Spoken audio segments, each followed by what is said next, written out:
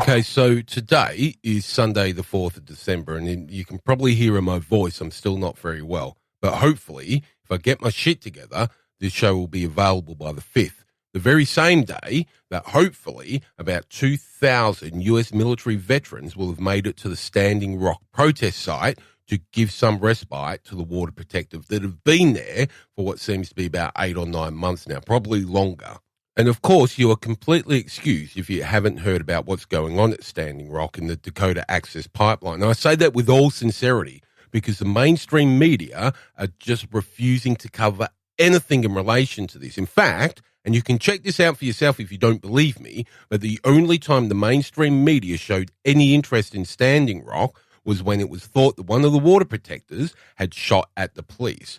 That was all over the news, and you can imagine that was. Well, that was until the video of the 7 police officers surrounded by what looked like hundreds more had her pinned to the ground. And you can barely hear it, but there's 2 thuds and some grey smoke from where the 7 police officers had her pinned to the ground. And this was reported as a water protector named Reb Form, by the way, as shooting at the police with a pistol. And she was arrested and charged with attempted murder.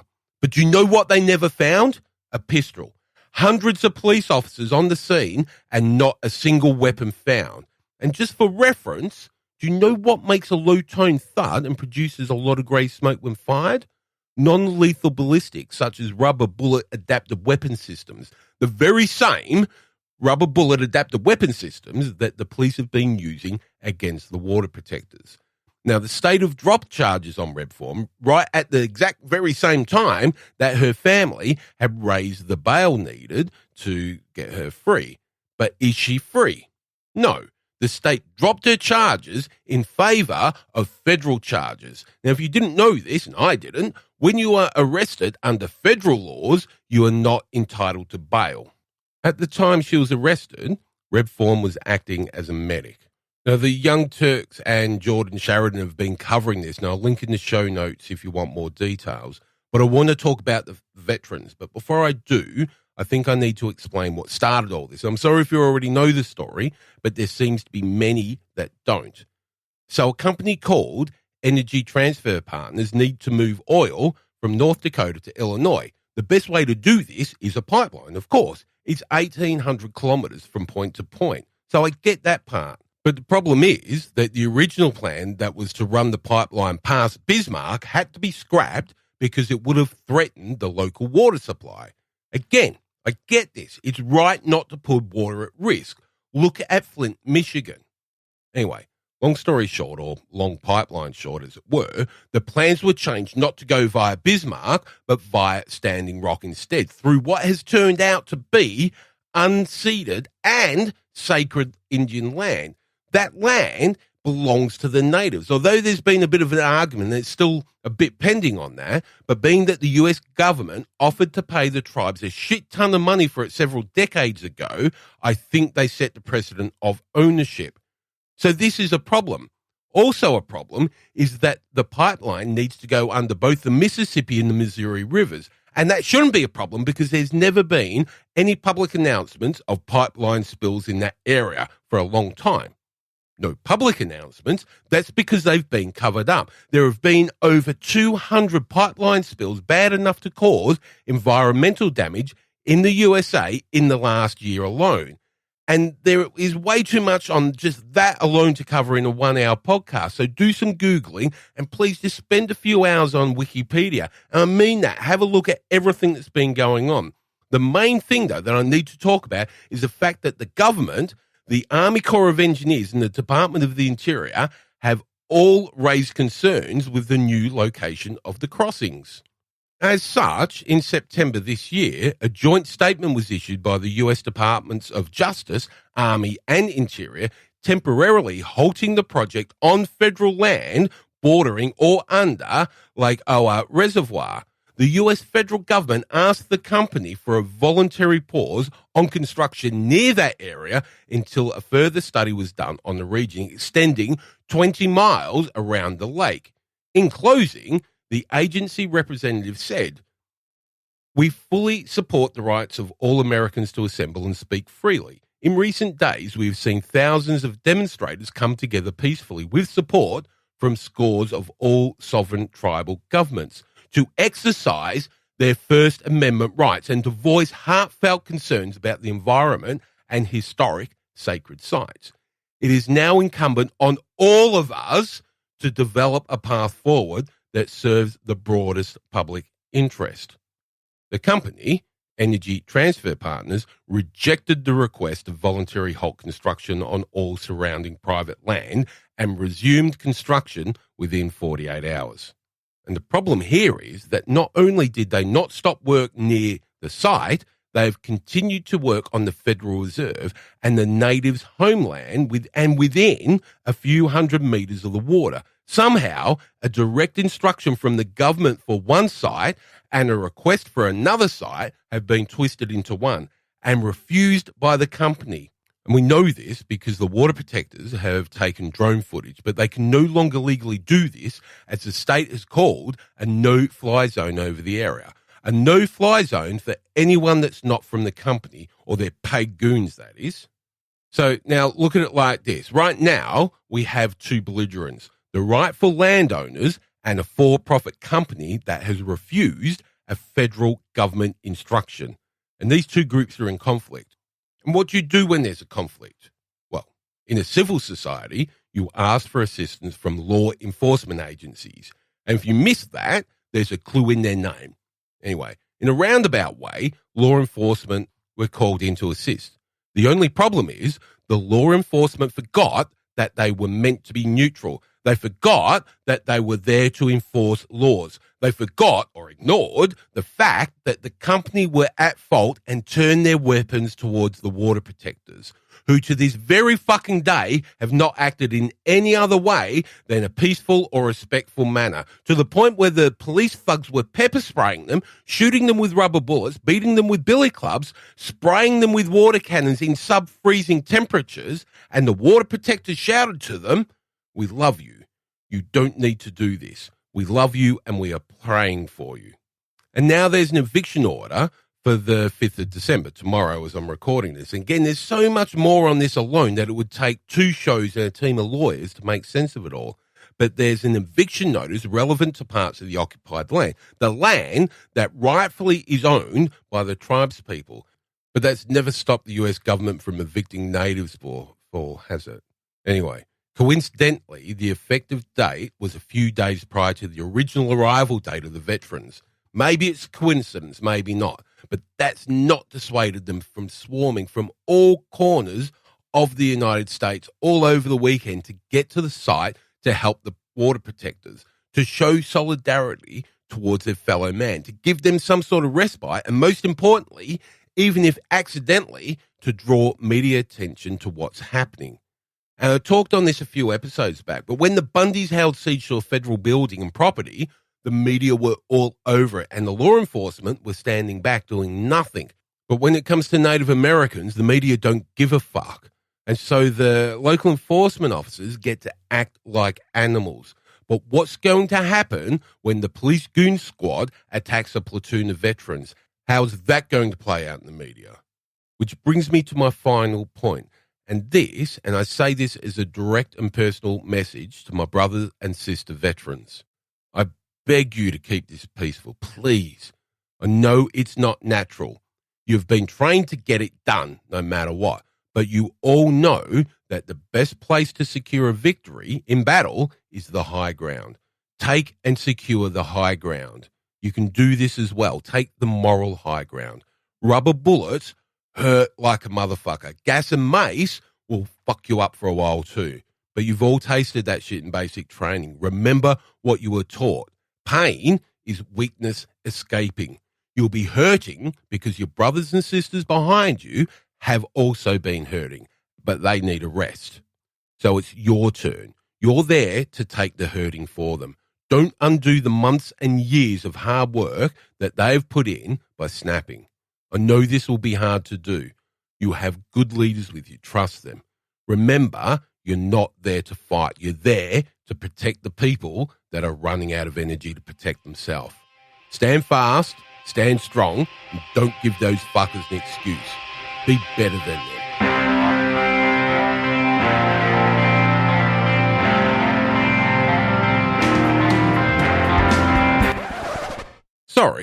Did I mention either the outgoing POTUS or the POTUS-elect stance on the matter? No. Well, number 44 has said that he was going to wait and see how all this plays out.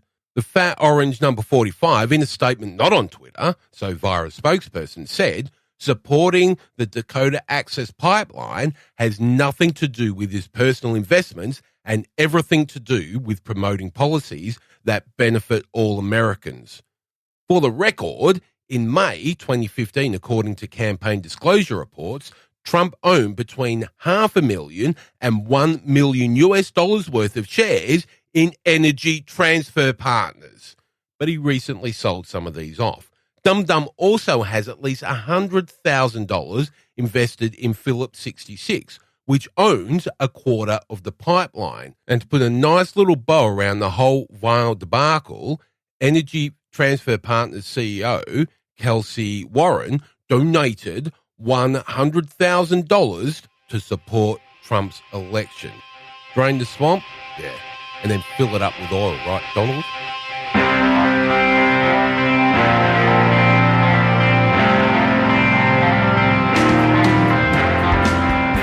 Hello and welcome to episode 45 of Skeptic Smash Talk, your weekly podcast full of news from the world of science, religion and politics. I'm your host, Jason Jones.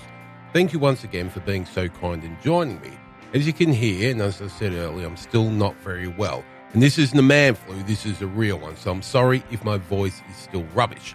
Luckily, I had a pre-recorded discussion with Andy from last week that we couldn't fit into the show. So we're going to use that today. It's based on a documentary called Kumare, and it's not a review piece at all. Rather, it's an evaluation of what's conveyed. So it's more about the philosophy and psychology of the character, and that's coming up next. I also have some more stories to share, but my voice is just not going to take it anymore today. So what I will do is, as soon as I'm mostly better, I will record and get an extra episode out to you all. And it'll be sometime this week, hopefully by Wednesday. Also, last week I hinted at a very special interview. Well, all going well, and, well, enough drugs to sort this flu out, I'll be interviewing the academic physician and researcher specializing in the study of complementary and alternative medicine, Edzard Ernst. He's the former professor of complementary medicine at the University of Exeter, and he was the first actual academic in such a position in the world. So if you have any questions that you want me to ask him, I'm looking at doing that interview sometime on Wednesday, all going well. So if you have any questions that you want me to ask Edzard, drop me a line. The contact details can be found at skepticsmashtalk.com. But without any further need for ado, let's get on with the pre-recorded stuff so I can get back to bed and get well. Okay, so let's talk about the movie that we've watched. So, Andrea, a little while ago, you actually come to me and you told me about this movie, documentary, sorry, it's not a movie, called Kumare. So before we get into what it's all about, let's just talk about how you come to know about it, because that's an interesting story in itself. Yeah, it was recommended by my yoga teacher. One of her very strong lines of, we don't, blindly agree with absolutely everything you see written and watch on TV, social medias, or the books, and keeping your own mind. So it's she actually recommended it as a good documentary as a thought-provoking thing to watch. It's important for people to realise, because I tease about it all the time, and I'll continue to sort of tease and pick on the hippies. But in this instance, so the course that you've been doing in your yoga school really is a skeptical-based experience, isn't it? It's not just you must do this, and there's no Kool-Aid that you have to drink. We were joking about something earlier. You don't have to be a vegan or a vegetarian or avoid the cows and all that sort of stuff. It's more it's not impressed forward on you, than that, isn't it? Not impressing you at any stage. The course is basically teaching you the foundations and the basics of yoga, and from philosophy through to the actual movement. Okay, so let's get into the movie. But before we talk about the movie, I'll read the press release and some of the information that comes with it, and the blurbs and the reviews and all that sort of stuff, so we can actually set the scene. So it says it's a provocative social experiment turned documentary. Kumare follows American filmmaker Vikram Gandhi as he transforms himself into a wise Indian guru, hoping to prove the absurdity of blind faith. Instead, he finds himself forging profound connections with people from all walks of life and wondering if and when to reveal his true self. Now, Kumare received fair reviews upon release. Many movie reviewers criticised Gandhi's deception as immoral, but partially forgave Gandhi for realising that the experiment had grown out of his control. And we'll talk about that as well. Yeah, you could see it actually going out of control, can't you? Yeah. So let's just get into it. So it starts off with, so the guy's name is Vikram Gandhi, and he talks about his experiences as growing up with a spiritual grandmother and his Hindi lifestyle and all that sort of stuff. So where's it go from there? Well, basically, he starts off, he actually goes off travelling around India first, because he obviously, as much as he lives with an Indian family, he's very American, westernized, lived in America. And he went round to all these gurus, and he actually said himself that the gurus tried to out-guru each other, was the one thing he noticed. There was that he, as a skeptic, quite a skeptic person himself, he was able to look back and not, because a lot of people, when they come across a guru, straight away they take in absolutely everything this person's saying as given and as golden, which is quite dangerous in itself. So he goes around India first, and then he decides he actually, because he's got the look, he grows his beard, he grows his hair, gets himself the orange robes and the staff, and he opens a yoga kind of retreat. Yeah, so there was no height from the outset of the movie. He never. So sorry, I keep saying movie. It's a documentary. There was nothing. He never hid any of the facts. He never hid what he was trying to achieve at all. About what he was trying to do. That was the whole idea of what he set out to do. Actually, right from the start off, he wanted to show how blind, I suppose, faith can be. What amazed me actually, and I know Michael Marshall from the Good Thinking Society and the Mersey Skeptics, he does a podcast called Be Reasonable, and he interviews basically bullshitters, the homeopathy sellers and the spiritual healers and all those sorts of people. And he sits there and he'll interview them without mocking them. So he's very respectful about what he does, and he should be commended for that. Yeah. When Gandhi is talking in the start of this documentary, he's talking to the other mystics and all that sort of stuff, and he knows that it's BS. He knows that what they're saying is bullshit. But he's sitting there listening to him and nodding along and all that sort of stuff. Yeah. What do you think is going through his mind at that stage? I actually think he's kind of doing what method actors do, where they become the part. Does that make sense? So I actually think that he was just taking everything in from his travels. He was doing the actions, and he was emulating what he saw his grandmother do every single day when she was meditating, etc. One thing he does say is that there's one thing he can't step away from, was that his grandmother was a very relaxed person when she used to spend each day doing this. So from one hand, he was seeing, living with a family who practiced and seeing what he visually, what he could take on as an experiment from home, but it was going out there then and trying to become, and I think that's what he was doing. He was soaking up to be able to be convincing enough, I think, in doing that for other people. Yeah. So one of the so-called or mystics, it was one of the mystics that he first spoke to. It wasn't a guru, and they're talking about this, that, and the other. And there was a female there. I think she was some sort of psychic, or whatever. But she said that she saw the Metatron in him. Now, this person's obviously talking, the way they dress and the way they talk. Now, I'm not saying that they are or they're not, but when you see this type of thing, you immediately think of those sort of Middle Eastern or Indian cultures and religions and Hindus and all that sort of stuff. Metatron's a Christian angel. Metatron's actually God's 2IC. And we spoke about this with Matthew James. The Metatron was a character in Matthew James's book, and kind of runs heaven. So one of the things with Christians is their doctrine is that you shown, it's one of the, I think it's the very first of the 10 Commandments is that you won't have any other God but mine. So you've got somebody who's obviously knows about Christianity using the Metatron as a character to describe something in mysticism or Hinduism. Yeah. To talk, and as soon as I saw that, I thought this fucking bitch is actually picking words that people think they know what the meanings are, but don't quite know what they mean. So it sounds really cool because the Metatron sounds like a powerful character. When you say the Metatron, the Archangel Metatron like is dinosaur. watching over you.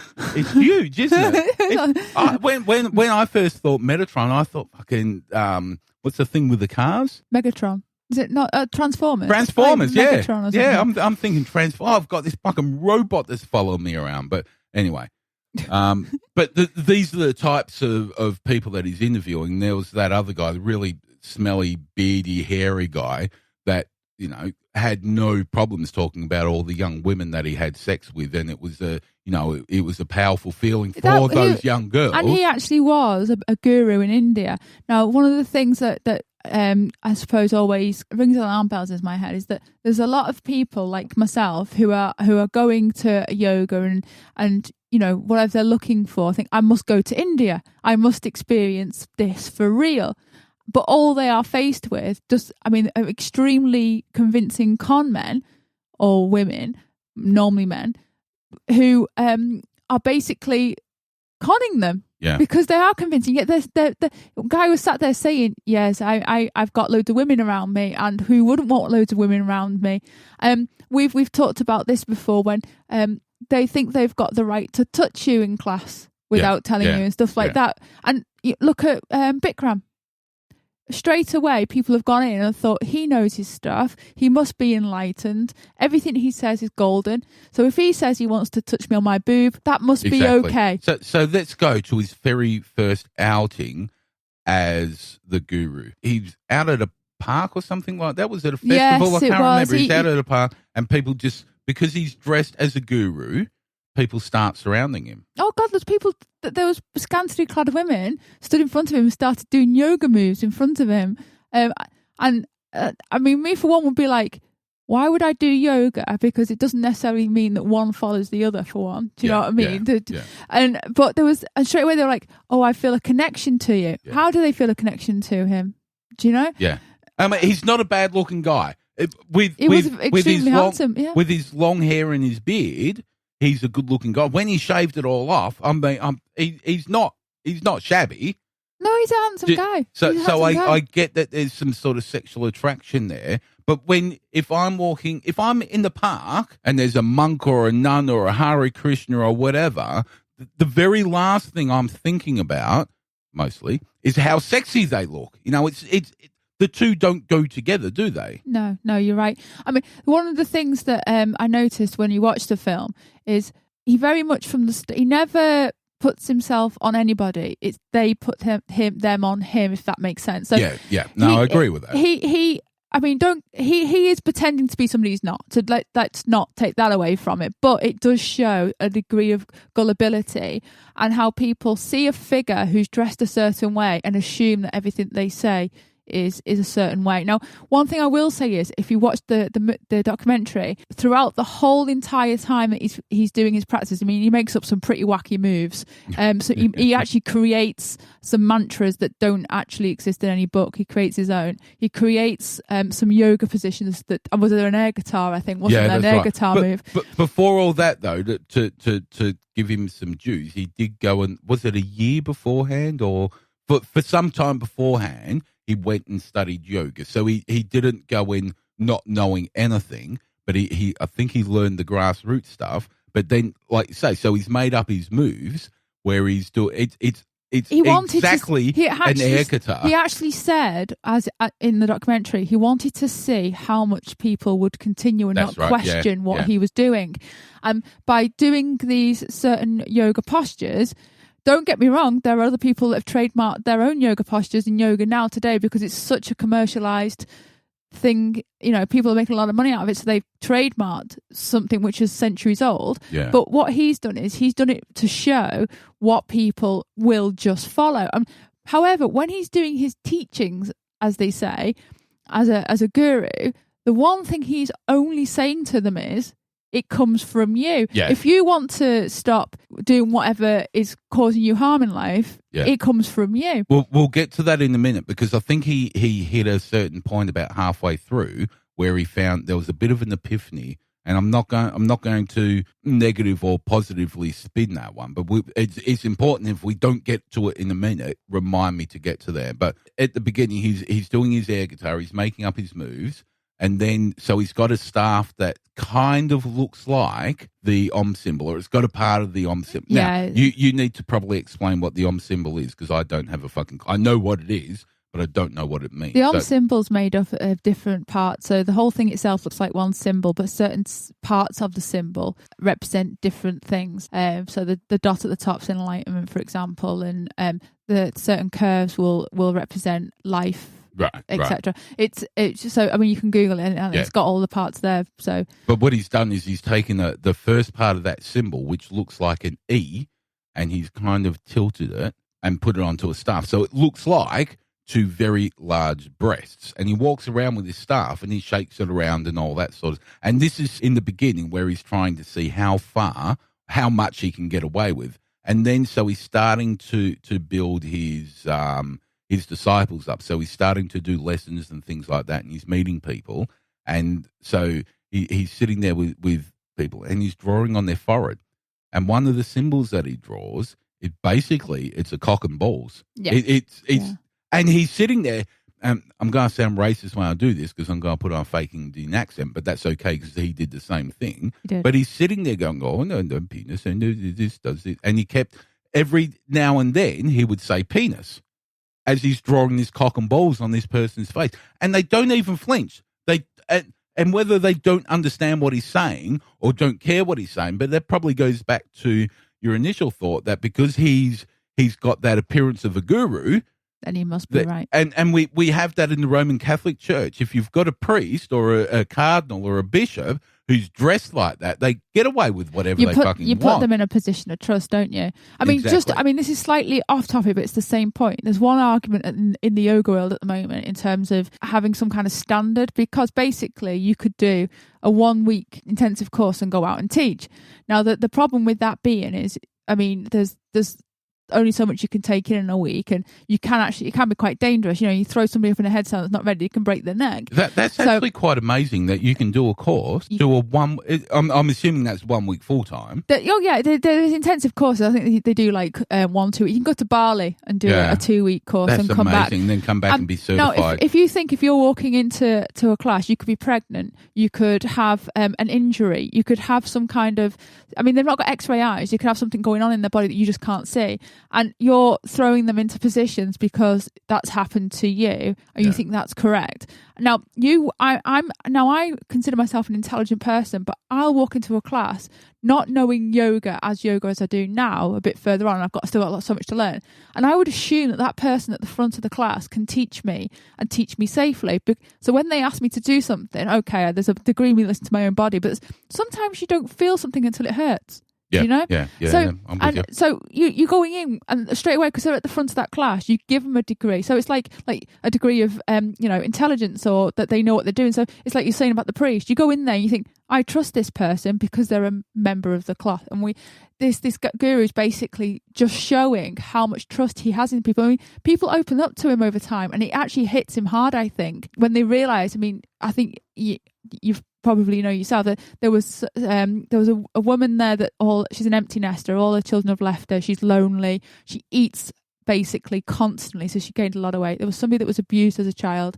There was somebody her job is extremely full on. I think she had a lot of debts, but she was a judge or something like that. She was, big. Right. She was a solicitor for death, basically for death row. Death row, that's right. Her job was trying to get people that the state, and all of this was in Arizona, or most of this was done in Arizona, by the way. So her job was to represent the people that were within weeks, basically, of being executed on death row, and she was the last person. She was their last hope. So when everybody else had given up, that's a shit job. That's a lot of pressure, isn't it? And shit. I mean, having that on your head. She's one person I actually really feel sorry for. Yeah. But none of these people were dumb people. No. They weren't unintelligent. They weren't thick. They were, when they show around the houses of, eventually when he builds his disciples up, there's 14 disciples in the end. They show around the houses. They've all got nice big houses, nice big swimming pools, all that sort of stuff. They all got seemingly good jobs and are into, so there's, we've got a lawyer who defends people from death row.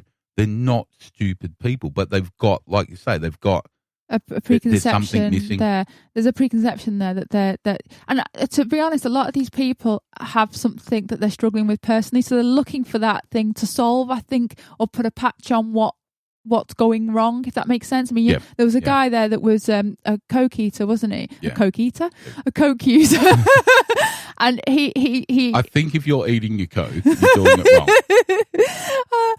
It's been a long Monday. Oh, yeah. There's a guy who was a coke user and he nearly lost absolutely everything. He was on the brink and he turned it around and he was clean as clean can be. I think he ate raw. He was one of those, that's super. I mean, I'm not sure he tweeted his food like I bet he had an Instagram. Foodie, he had an Instagram for his food. He basically, and I think he needed something. I mean, when I go to yoga, do I need something? Maybe I want a bit of calm in a very hectic, busy life, and that's maybe why I go, is to feel better about myself in physical and mental peace way. I mean, we live in that kind of world, but these people have seriously come from. They're vulnerable. Yeah. And I've said this, I think I've said this before on this show, but I've said it to you that as much as as an atheist, I don't hate people that are religious. No. I hate the system of religion. Yeah. And hate's a very strong word, and it's the correct word for me. What religion does to people is it's very, very damaging, especially the Christians. It can cause great divide. It does. But when you've got somebody like this guy and other people, so people that have been in prison that have had a really, really shitty time of it all, people that have been junkies, that have been alcoholics, that have been criminals, whatever the case may be.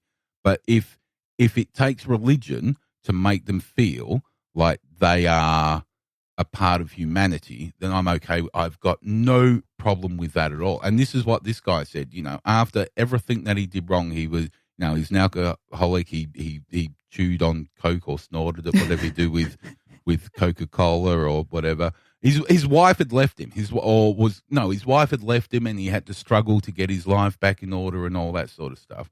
He found God, whatever his God was. And he never actually said what his God was. And It could be, and we'll discuss that maybe another time, but with everything that's been happening at the Dakota Access Pipeline, they keep talking about God and praying and all that sort of stuff. And to the Sioux Nation, God is not that magical sky daddy with the beard and the white robes and all that sort of stuff. God's the earth. If I say thank God for something, I'm not talking about that magical sky daddy or the Sioux's God or any of the Hindu gods. I'm talking about I'm talking about the whole universe. That's what I consider. So, which sounds really strange for an atheist to say that, but I don't think there's an atheist that doesn't say thank God.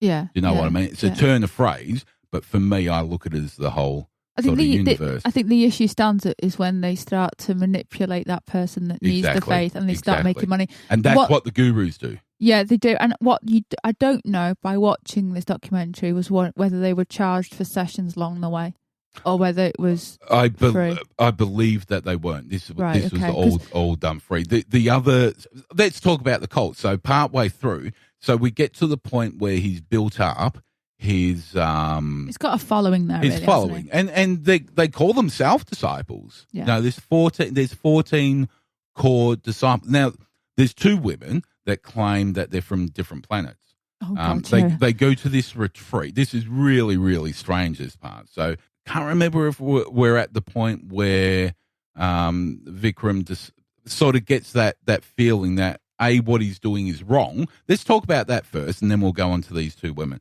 There's a point where he starts to realize that what he's doing is wrong, but also what he's doing is right because he's helping people. Yeah. It was on a fine line, wasn't it? And you can see it in his eyes. Yeah. You know One minute he looks like he's close to tears, actually, because he realises actually how much is on his shoulders at this point, because they've offloaded about their real inner self and what's wrong in their lives, and he feels for them. But at the same point, he knows he's lying to them. He's barefaced lying to them. And there's that one woman. She's a young. I don't know how old she was, but she's young. She was a student, wasn't she? And she just divorced her husband. She wasn't happy in her relationship with him, was she? And I think that's where that was the breaking point. That was well, I mean, it's dramatized and all that sort of stuff, but that's where we see he's going, oh fuck, what am I doing?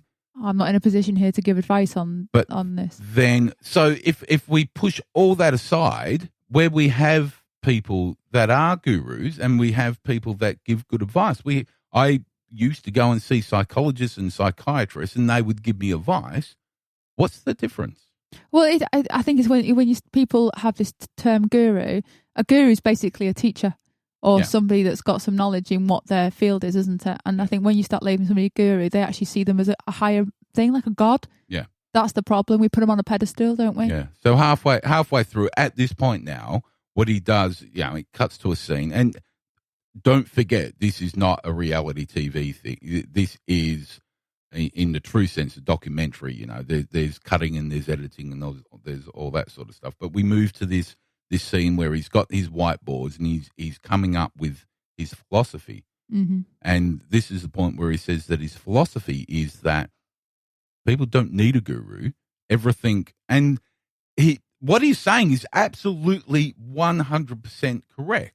Well, when you don't need a guru, you can heal yourself. You can all your problems you can deal with yourself. I read a book on the Dalai Lama. It basically says that. Or you read a Buddhism book, and it basically is. There's no higher God. It's something that you've got to kind of do yourself. It all comes from within you, doesn't it? I mean, that was his mantra throughout. And I think that's his saving grace. So it turned into the guru within. You are the guru within, and like I just said, that was his absolute. If he didn't, we'll get to the ending at the end. But if he didn't go down this line, it would have been a completely different type of documentary. I honestly actually don't think that it would have been released if he didn't change the way the story of it all went. I think if he kept up with the fakery of it all and trying just to trick people and to see how far he could push people, I don't think, if it was released, I don't think it would have, it wouldn't have been seen at the South by Southwest and all that sort of place where it did win some awards. Yeah. I mean, you could see he actually goes to try and uncover the situation, and he doesn't at the point where he's meant to, which was meant to be face to face, and he does it a lot later on, doesn't he? Yeah. Because I think he struggled in actually telling them that he'd lied to them, and he did it in a very intelligent, clever way. Actually, the way he did it, I think he had them not quite sure what he was saying at one stage, and then they realised. Some did walk out the room, and I think out of the 14, he kept 10 still in contact with him. Was it? Yeah, but leave that to the end because that's the end part. Let's go back to the space cadet. So, you like this bit, don't you? So there's I'm not too sure if it's a commune or a cult, and so this place was investigated by BBC Dateline. I'm going to find the story is a little bit old now, but I'm going to find it and we'll watch that later on. But there was 2 women in this. I'm going to call them a cult because they were nothing but a cult. It was Jonestown without the bloody the Kool-Aid. It really was. And you've got this guy sitting there running this commune with gold and silver and jewels and all that sort of crap surrounding himself. And sorry, to be fair to Jonestown, he never did that. But this guy's full of all this jewelry and pomp and ceremony, and he's walking around this place like he's a king.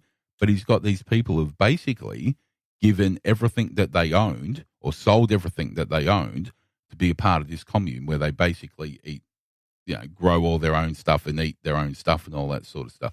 But there was 2 women, I think they were in a relationship, and they claimed they were from different planets. And they believed that they were from different planets.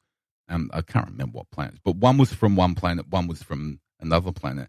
The inventor of the cult believed that we were all from different planets as well. I just think that you'd think that there's a mental illness there when it gets to that degree, or they're just extremely good at conning people into believing that because they need something. So this whole alien, I don't know. It's well, the Scientologists believe that you're right. Of course. when we leave this body, when we have and we don't, according to Scientology, you don't die. You finally have no further use for this human body, this earthly body. Hindu's the same. Oh yeah, yeah. You're all wackadoos. You keep spirit, don't you? You're just in a body in a shell. Well, when you think about it, you turn to dust and you feed the earth. Doesn't mean you're going to come back as a human form, does it? No, you're right. You could come back as a butterfly, a flower, a princess, or a dung beetle, and for eternity, no matter what, you'll be rolling shit balls. But don't worry about that for now. So one of the things in the very beginning, I'm not too sure if we covered this yet, but he took on his grandmother's accent. So he started talking the way that his grandmother did. And I think that's a really, really important thing that happened throughout. Because if you can imagine, so you've got a co-worker who's Indian, and he speaks, he's got a lovely Indian accent. And if he was to say something, so can you imagine if he said something and I said the exact same thing, how different it would be taken? Yeah. And if we look at the guru here, and you'd say things like, and I'm sorry if this sounds racist, but I'm just mimicking what you're getting said. A point across. In terms Let me just get the point across. I'm not racist. So he will say, "You are the guru within. You are your own destiny." And that sounded Jewish. No, you got the point across. That was okay. You know what But if I said that in a strong Australian, you're the guru, mate. You're the fucking owner of your own destiny.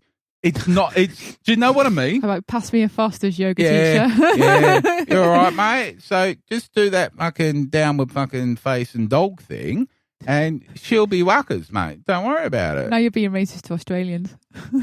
Can I be? Yeah, you can be racist. Can I really be to yourself? Racist to myself. But you get my point, right? There's this misconception that if you look and talk a certain way, you've got that legitimacy. I actually can't go to one particular yoga class because I don't like the teacher's accent. This is completely off topic. I had somebody very lovely write into the show and said, "Love your show, just started listening, and blah, blah, blah. Love you, you're awesome. What I can't stand is your accent. You sound like somebody off Little Britain." I don't know which one. Unless I'm the guy in the wheelchair going, no. If I'm computer says no, I'm going to be pissed off. But I won't be the guy, I know. I said back, and I was appreciative. I said thank you for the kind feedback and blah blah blah. But which Little Britain character do you think I sound like? The Fat Fighters one. Dust. Anybody? Dust. Okay, we're starting to get all over the place now. So let's just get back to where we should be now. So before all this ends, he goes to what's called, so one of his, or a pair of his disciples run a self-help group called Law of Attraction, and they make these vision boards, and they put all their bits and pieces on their boards and to look for things that they want in life and all that sort of stuff. People do that nowadays who aren't part of this Law of Attraction, by the way. Yeah, I know that, and actually that comes from this is one thing that got a little bit annoying for me, actually, because there was a book called The Secret, and the premise behind The Secret was that if you think about something strong enough, eventually it will come. So if you want a hot girlfriend, you sit there and go, "Oh, I want a hot girlfriend. I want a hot girlfriend." It worked for you. Well, of course it did.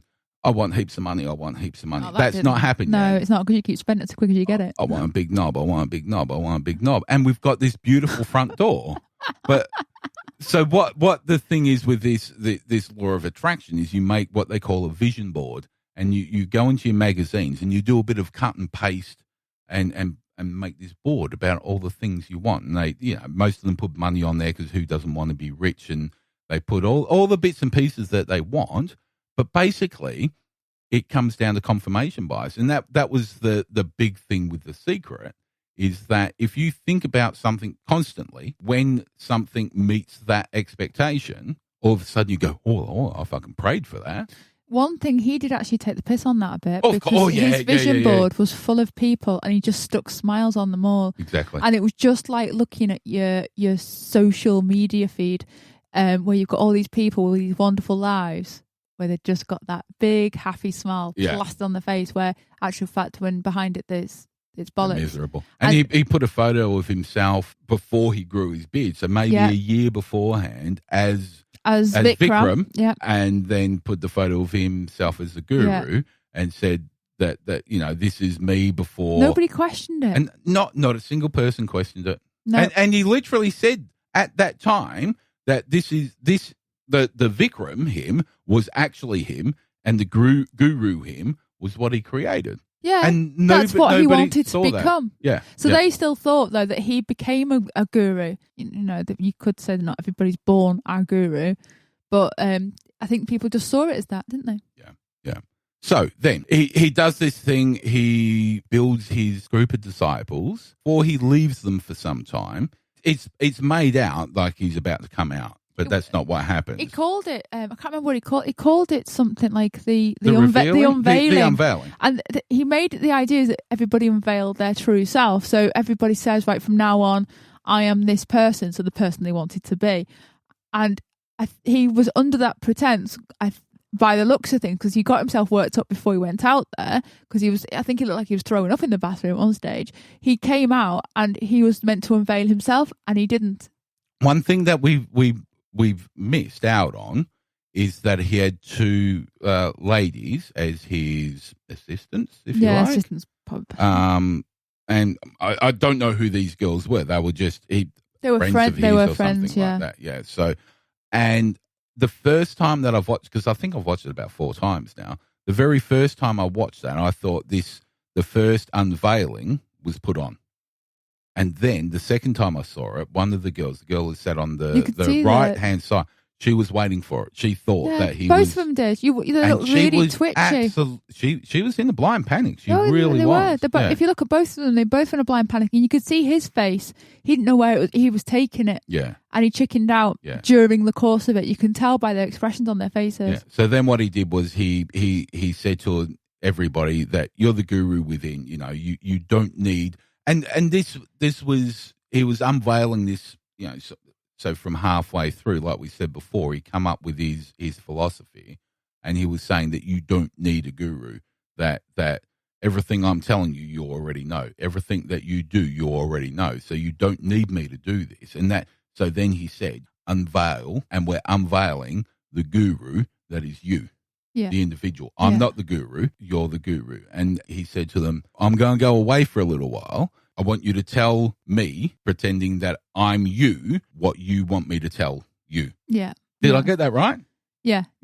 So, and then they went away and they come up with 5 things. And they sat there and said, the girl who was overweight and had empty nest issues and all that sort of stuff, she said she was going to do this, she was going to lose weight, she was going to think more of, and she's saying to Vikram, as if she was the guru, this is what you need to do. Yeah, they were talking to themselves. Yeah. It was that mirror concept. And then he went away for 40 days, because 40 days is biblical or whatever.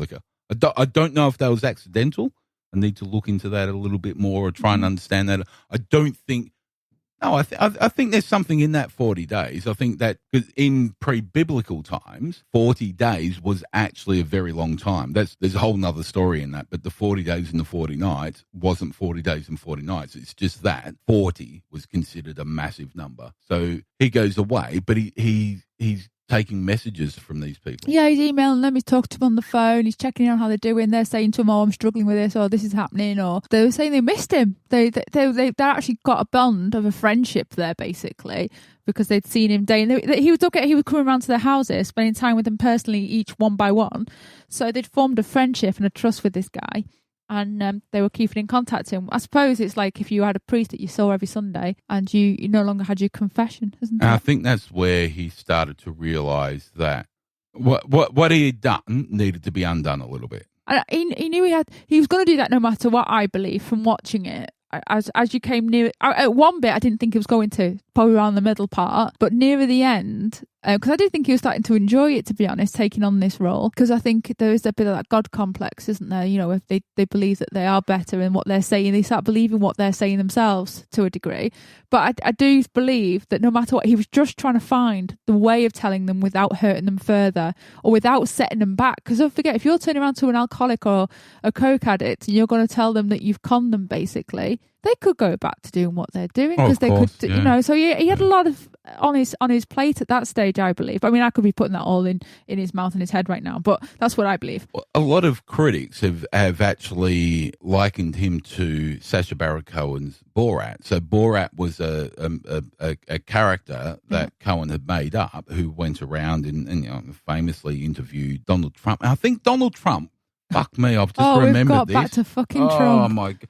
Donald Trump was the only one that I can remember, and I could be wrong. Donald Trump is the only one that saw through the fucking disguise. I'm sure that's true. I'm sure of it. You have to research fucking that. Sure. Now I've got to watch that shit movie all over again, but I'm sure. But yeah, I'm sure of. I'm fucking so sure that Trump was the only one. So Sacha Baron Cohen, who, incidentally, I mean, he's a fucking nutcase, that man. He's hilarious, but he's a bit of a wrong'un, isn't he? But his cousin is the preeminent expert on autism and ADD in the UK and the world. He wrote one of the best tests for self-diagnosis for Asperger's Well, they say syndrome. madness and intelligence is very close. The difference between a lunatic and a genius is it takes a lunatic to work out the difference. There you go. Back online. Back on the story. Anyway, so you were saying that you could, and I think it did happen, you could send people back, especially the guy that had the drug problems and the alcohol problems and all that sort of stuff. If you realise that you've been conned, again, because, you know, drug addicts have been conned, you know, it could set you back. Well, you find a belief, and if that belief lets you down, what else have you got left to hang on to? Exactly. So we get to that 40 days, he's been talking to all the people and kind of feeling, you can see on his face that he's feeling a bit shitty about the whole situation. And then we get to the actual unveiling. So let's talk about that. Yeah, he actually gets them all in. He invites them to this. It's basically a room set up like a bit of a theatre. He's got a TV screen there at the front, and he's talking to them over a TV screen as Kumare, and he's telling them pretty much what he's been saying all along about it's all come within you. And now then he walks into this room, because obviously he stood there in the back watching this video, and he's shaved his beard off. He's got his hair cut back short. He's wearing westernised clothes, shirt and jeans. And he stands at the front, and you can see he's scared, and he actually looks like... Then they actually... a couple of people start clapping, and then they all start clapping. And I think he sees a bit of a relief that, right, okay, they're accepting the fact that what I've just done. Now, a couple of people... They could have gone mad. They could have absolutely A couple of ripped him to people shreds. did look like they were going to burst into tears. That guy in particular, actually, he looked hurt. And after a while, they went over and talked to him. And I think once a couple of people got up and walked out. They didn't want to speak to him at that point. They got up and walked out, and there's a few people that did talk to him, but then I believe they did not talk to him since after that day. Yeah, there's some people. There was 4 that didn't keep in contact. Yeah, and amazingly, there was a husband and wife team where the wife had said, "No, fuck off, I'm not." Yeah, but the guy was proper. Yeah. What I will say, I actually think that guy himself was more spiritual to start off with than she was. They'd met on a one of the vision boards trip to Africa or something. That's right. Yeah. So she was the vision board sort of guru. She was the leader of that vision board. She decided sort of she wanted herself, to go and she? Do something somewhere, and that's where she met him. And I think he was already just on that spiritual plane, if you ask me. Yeah. But so I think the reason she didn't come back was that Kumare or Vikram had proven everything that she did was bullshit. Well, this is the thing, and I often think this myself. If somebody comes up to you and says, you've done this, this and this, and you haven't, it's more like because it's something they would do. Does that make sense? Yeah. So she believed he was a con man, probably because she was a con woman. Yeah. Now, there was the young girl, she didn't flinch when she told, and the reason I think that is because it wouldn't matter whether she turned around and said, she was in love with him. I was Darth Vader. That was it. She still was going to go up to him and give him a hug and a kiss. She was in love with so him. she was on people that I think she didn't care she was in denial. She was happy to be suckered in, and she thought it was all part of his teachings even. Yeah. You know, it was all part of and parcel of the big plan in terms of, this positive thing. So I think she was very young, naive, and still growing. And I think she probably hasn't experienced the big bad world enough maybe at that point to question things and question people enough. Maybe she wasn't one of them people that questioned, I don't think. But it was quite you actually sat there thinking, shit, which way is this going to go? Because it went quiet for ages, and then they started clapping, and a couple of people just looked like they're not happy. Yeah.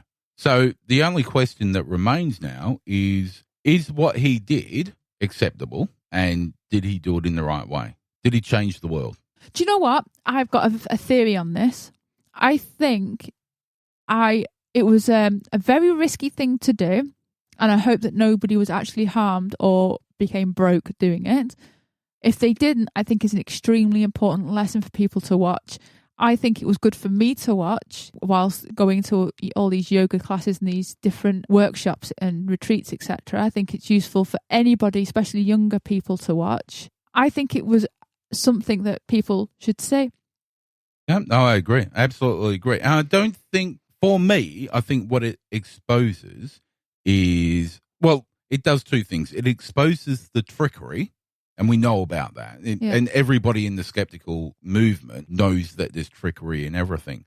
But then we get to the point where somebody, and it feels wrong for me to actually agree with this, but if somebody starts to realize that he can help by saying not so much the right things, but the correct things. Yeah. It's like when I've said to you, if something or somebody's actually said to me, I stole this from Michelle Obama, who probably stole it from Donald Trump's wife, because apparently they just swapped speeches now. But you were angry about something, and I said, don't punch down, punch up. So if you're going to attack somebody, be better than them. Don't punch down to them. If you can pass on some wisdom. Yeah, if you can pass on wisdom, is that a good thing? It is a good thing. And I think that's all part of what you pass on and leave behind, if that makes sense. Yeah. So, and the first gurus and the first Buddha and the first Jesus and the first all the first philosophers, they didn't study other philosophers. Like Jesus couldn't follow another person that was born out of a well-worn-out uterus that apparently was a virgin, but who knows? Because he was the first. I think the moral of this story, to round it up, is there's nothing wrong with being a teacher if you're good at teaching something. It's for the recipient to have a degree of skepticism in listening and to be able to weigh up what they're being taught.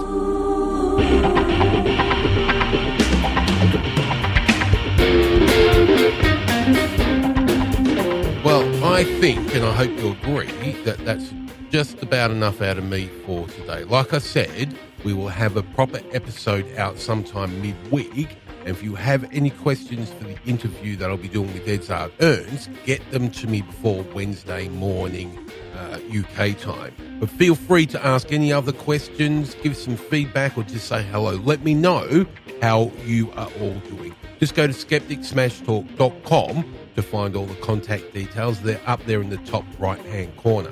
And again, I'm sorry my voice is a problem this week, but I've done everything I know how to do to shake it off. The only thing left is to try some more rum. So once again, thanks for joining me and Andy. And on behalf of both of us, good whatever generic time of the day it is where you're listening from. And until this flu goes away, this has been Skeptic Smash Talk.